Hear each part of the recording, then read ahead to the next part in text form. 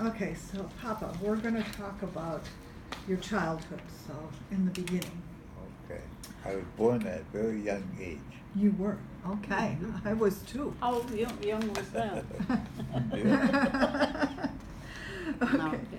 what were your parents' and grandparents' full names, dates of birth, and places of birth? Do you know that? No. Okay, what about your parents? What were their full names? My dad was Anthony Henry Seitz. Okay, and do you know where he was born? Probably should have Okay, Scott. Springfield. Okay. Springfield, yeah. There's Springfield at that time. Wisconsin? Oh, Okay. Right. And what year approximately? 1913. Okay, all right. And your mom, what was her name? Mole. Virginia, I think it's Ruth Mole. Okay. Alice. Alice, I know it's called Mom. You know where I that don't know. is. I don't know her. She would have to been born in 1917 maybe, Okay, after my dad, because she was younger than my dad. okay. And what about your mom's parents? What were their names? My grandmother on my Mom's side, mom's side she was a Shriner, okay. and there was quite a family of Shriner girls. Okay, what was her name? That'd be Mabel. I don't know what her middle name was. Mole. Atlas. Okay. And what was her husband's name? Paul Martin Mole. Okay. My first name is his middle name. My brother's first name was his name, first name. Okay. So, What was your brother's full name? Paul Joseph Seitz. Okay. And what about your dad's parents? Do you know their names? Well, I just know, let's see, not Billy, Seitz, the last name.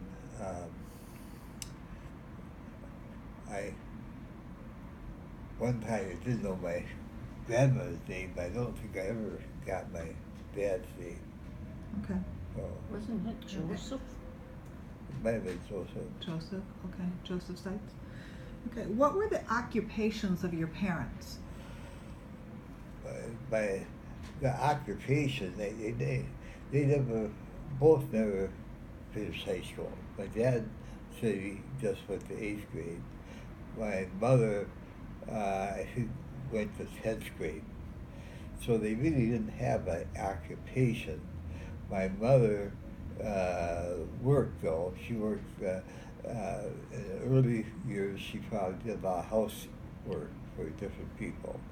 But then she got a job at Motor Specialty Company, where she was assembler.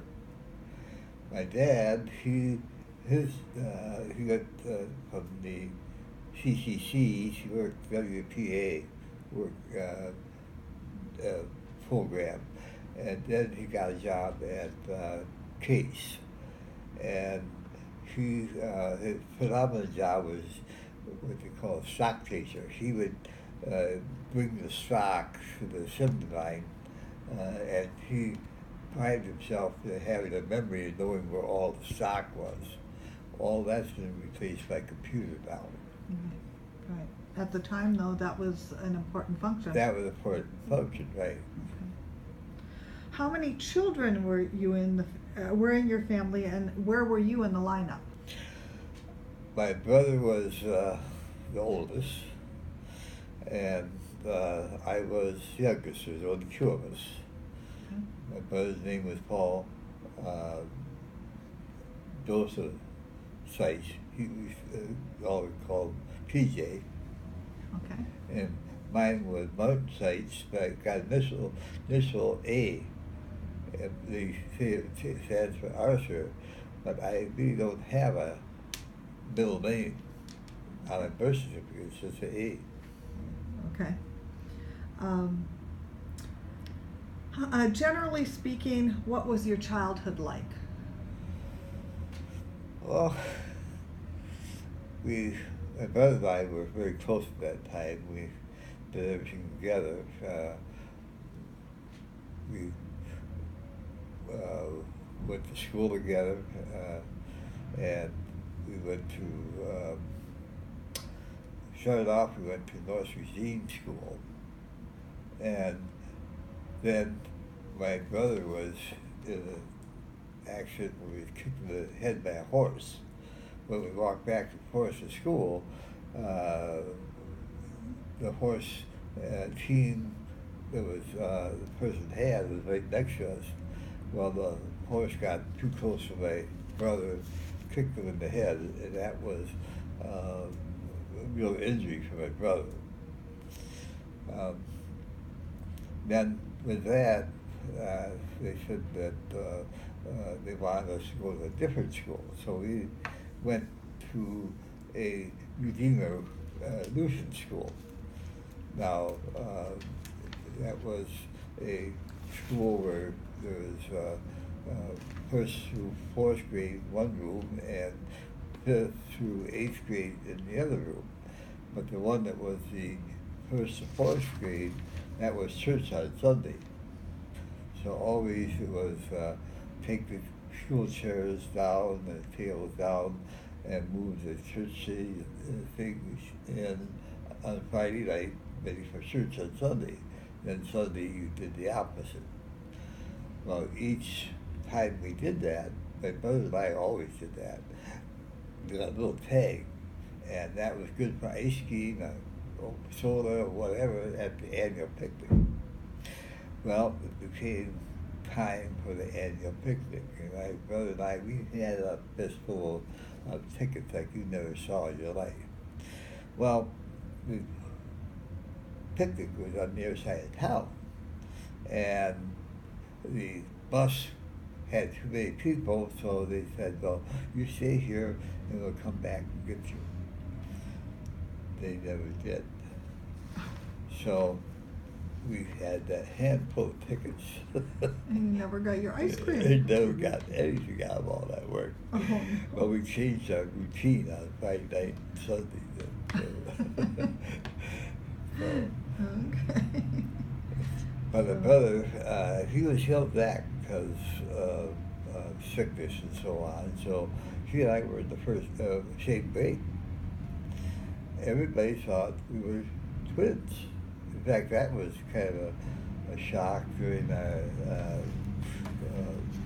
class reunions and so on. A lot of people we thought were twins weren't twins. They were older, younger person.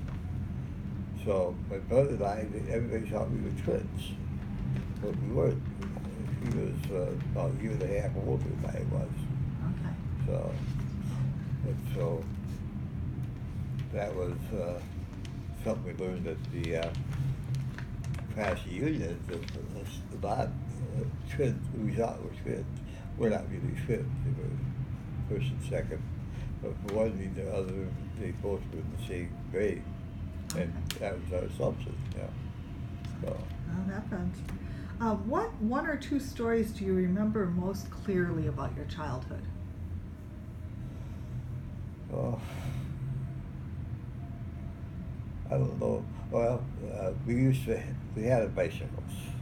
My brother and I, we had Columbia bicycles. And we got a chance to always go to the swimming down the Lake Michigan, like going where Shoup Park is. And that was a lot of our entertainment, because we spent a lot of time swimming in Lake Michigan as a young life. That was kind of a major activity that I could remember. Other than that, well, we were just in junior high, and we started working at bowling alley. Well, we were too young to work at the bowling alley, but we worked without a work for it for about a year or so until we were old enough. So, but we both worked at the bowling alley set pins. But then when we got to high school, a car wash was opened up, and we got a job there. So we got out of school, we'd work at the car wash. When that closed at about 6 o'clock, we went across the street, get something to eat, and then we set pins from 7 o'clock until like 11 o'clock. So that was occupied a lot of our time. So that was good money in those days. So we got something like $1.50 an hour. That was pretty good money setting pins. So. Tell me about oiling the sewing machine. Well, the sewing machine, when we were in the first house my coach had, our bedroom was upstairs, and the sewing machine was up there. Well, we played about that, and we played all sorts of games, including oiling the washing machine, the sewing machine. But I also remember that because I fell down those stairs one time, and my mother always stretched curtains. Well, down at the stairs below the stairs there, she had the curtains, and I tumbled down. My head landed in those nails, so that hurt. So, but that was upstairs until they started to build the second house that they had, and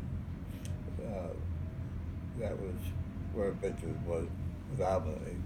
My mother, she always wasn't working at that time, but she always visited the neighbor,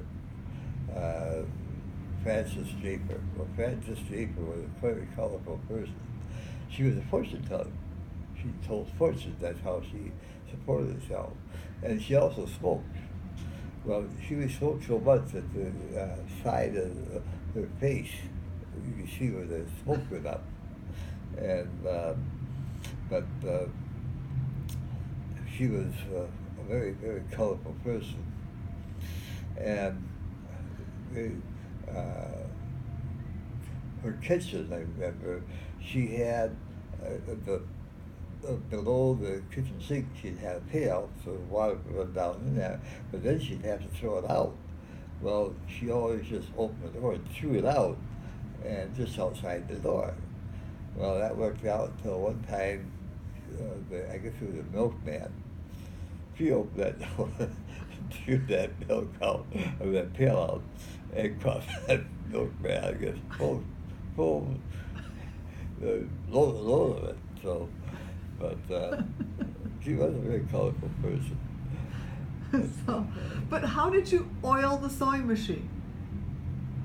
With urine. You peed on it. No, we peed in the can, then poured it out. That's how we learned it. So. Okay, so tell me a story about your father.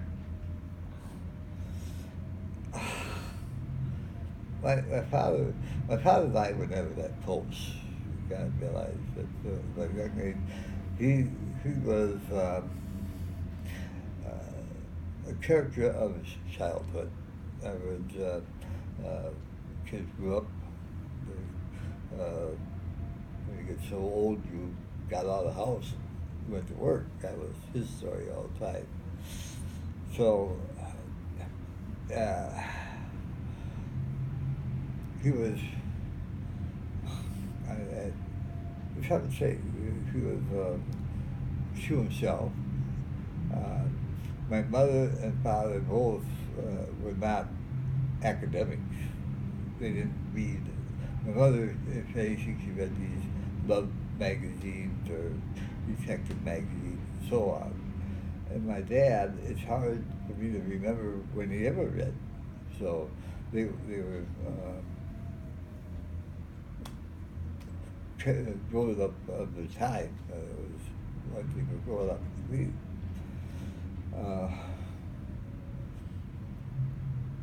How about your grandparents? My grandparents on my dad's side were they were old people, and they were characteristic of old people. My grandfather, I remember he was always in bed, and my grandmother, she was disciplinary too. For instance, we could eat bread when we went out to visit them. We were expected to sit and share somehow to the fingers or behave ourselves. Or go outside and play. There was a park across the way where there was some swings we used to play on. But then she would have some bread for us. Well, we could have bread and apple butter, or bread and butter. But we couldn't have butter and apple butter on the same piece of bread. So that was they ate good. But we were never close on that side. My brother was born first. He was my folk shaver. I was born second, but I was the favorite of my grandparents on the father's side. So I was a spoiled brat. I lived with them from periods of time when I was young. And I got to know my grandparents on my mother's side quite well. And my grandmother, she always liked boys more than she liked girls. And in this case, I was a boy. You know, my grandfather, he was doing all sorts of things for a living. He logged. He guided people as far as fishing. He was the assessor for Price County. And that was how they got their place on Pike Mountain Lake. Is in order to put on a bridge across between the road across where they wanted the bridge, somebody had lived on the other side. So he got his land, and they built a cabin, and they set up housekeeping on the other side of the bridge. So that was the reason they were finally able to put the thoroughfare bridge together. But then with that, there was some activity for resorts and so on that built up on the other side of the bridge. So, but I remember my grandfather, he was spent a lot of time with his kids. He'd take us fishing and so on. That's something my dad never did. You know. Again, I really never did much with my dad. Okay. And so I guess I was again, I had tongue on me, and he would discipline me, and I'd talk back and so on. And, so I was not good stead with my folks. So. What, your grandmother, what was her profession? On my mother's side, she did cook. She was a cook for a lot of resorts and for the loggers and so on. That was the thing that she did a lot of in the early days. And my grandfather, again, he was a logger and he was a guide. And there was a period of time that he used to sell minerals. He'd get minerals, and then he was going to set up business for that. And for a period of time he did that also. But that was the nature of people in Price County. You had to do everything and anything and make a living.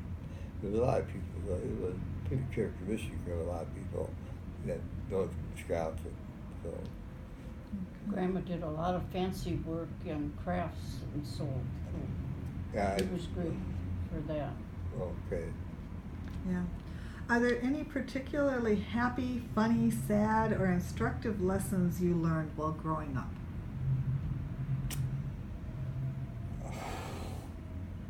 Well,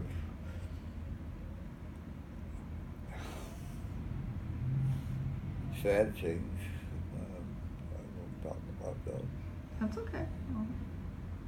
Well, Funny story that of a lesson you learned? Well, the cheese factory in the state. My brother and I worked in Pullman, LA, and so on. We again, we got home generally late at night, and we go pin sitting and so on.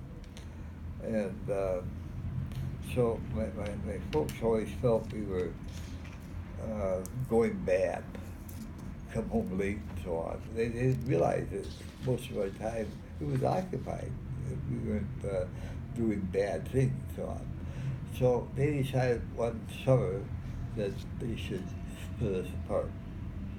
So they sent me up north to work at the cheese factory that my uncle was working there, my mother's uncle was. So that's how Ed Zerbel and I were close. So that I worked for the cheese factory at Sumner. And in this case, he and I chunked around a little bit. So, but that was how I spent a lot of time up north, and that's how again one time with the cheese factory, he was going with Laura, and that's how I saw my mom, my wife for the first time. You know, she was sitting at the table with jeans on, with her leg up, and so on. I remember seeing her sit there, you know, so that was my first memory of us together. Okay. How about cooking for Uncle Ed? Well, no, most of the time I didn't, you know, but one time I was, and my brother were, when we got home first, before my folks did, we were responsible to cook. So in fact, I made donuts and I sold those, baked and so on. But I was, one favorite dish that always made was Spanish rice. And we boiled the rice separate, and we would cook the hamburger with tomato paste and some potatoes and some onions and so on, and then mix it afterwards, and they had Spanish rice. Our family, that was a very common dish that I made for the family.